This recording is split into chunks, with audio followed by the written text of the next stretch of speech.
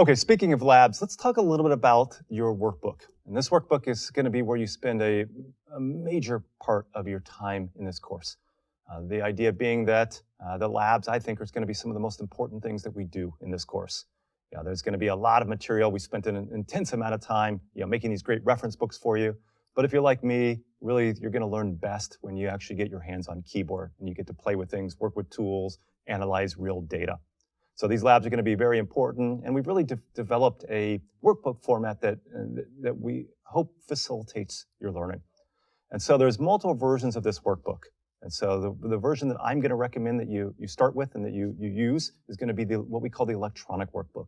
This is going to be a workbook that's built into your virtual machines. It's HTML based, and it's very interactive. It has links that you can click. It has command lines that you can copy out in case you need to troubleshoot or you need to work through some issues that you're having.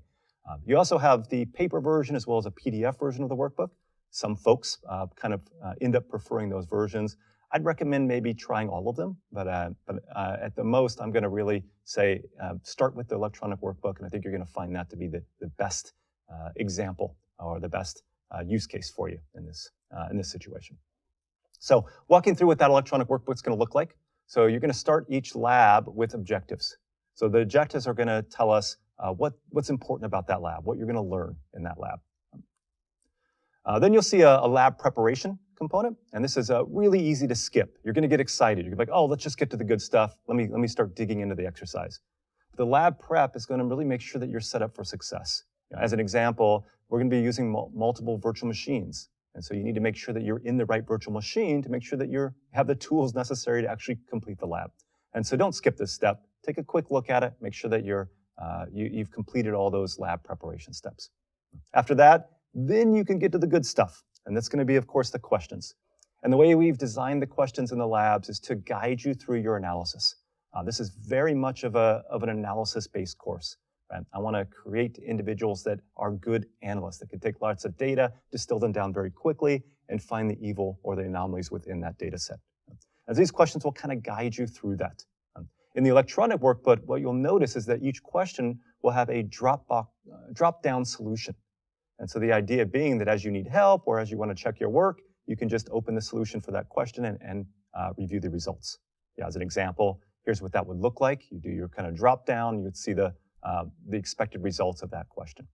Now, if you're using the PDF or paper version, obviously there's not going to be a drop-down. It's already going to be expanded because there is no interactivity with those formats. And that's, again, why I kind of recommend you at least start with the electronic workbook. I think you're going to find that to be the best option for most of you.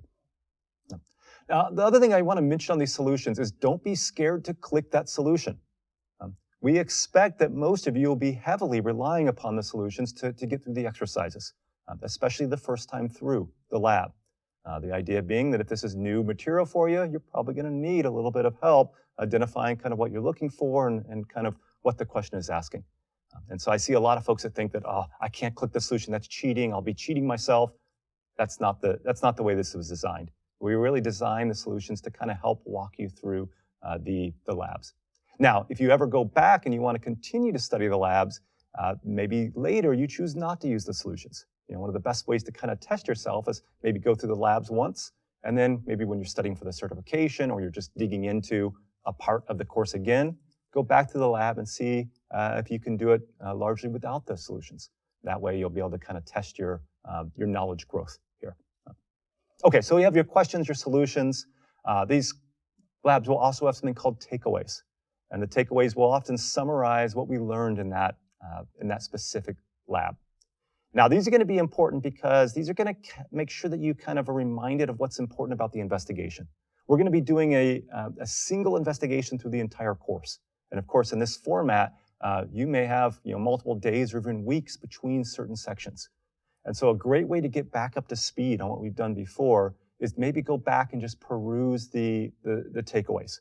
Go back to a few exercises prior to where you are, and that should refresh your memory on some things we found. We're also going to recommend that you take good notes. And so things in the takeaways are also often things that should be in your notes, just like in a real investigation. Now, you'll see many times what we call optional labs or optional homework within the labs. And this is exactly how it's described. This is optional. Usually this is the less important parts of the lab, or maybe the ones that take a long time, and so it's a little more difficult to maybe fit into a given section.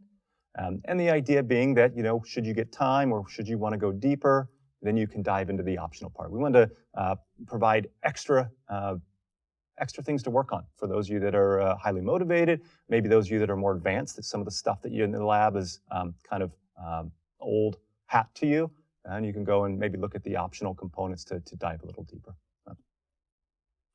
And then finally, you will see in the labs that we will have sometimes be using a pre-cooked component. The idea being here is some of the tools we'll be using may take a long period of time to complete. Instead of having you look at a progress meter of a tool for 10, 15 minutes, or maybe even an hour. So in those situations, what we've done is we've pre-generated the output. So you can immediately go to the pre-cooked version and dive directly into the good stuff, which is going to be working on those analytical skills, seeing how we can use that data effectively. Now, anytime we do this, just so you know, we're always going to have the instructions for you that would allow you to do it yourself. And that's important, right? I want you to walk out of here with all of the skills necessary to do this for real. And so you'll notice that some of the optional labs will be optional largely because they're just the instructions for how to create the output that we've been using. And so you always have that documented. I think you're going to really enjoy the labs. We've worked very hard on them, and I think we're going to have an amazingly rich data set to really dive into in this course.